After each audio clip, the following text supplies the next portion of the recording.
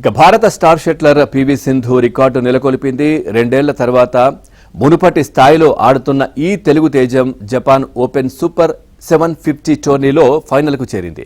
తద్వారా ఈ ఘనత సాధించిన తొలి భారత మహిళా షట్లర్గా నిలిచింది. ఇక ఒలింపిక్ ఛాంపియన్ చెన్ యూఫీ జింగ్స్తో జరిగినటువంటి సింగిల్స్ సెమీస్లో సింధు 21-19, 15-10తో స్పష్టమైన ఆధిక్యంలో ఉన్న వేళ ఇక చెన్ గాయంతో రిచర్డ్ హట్గా వెనుదిరిగింది. దీంతో సింధు ఫైనల్ చేరింది. ఇవాళ జరిగే టైటిల్ పోరులో జపాన్కు చెందిన యుమగుచితో సింధు తలపడనుంది.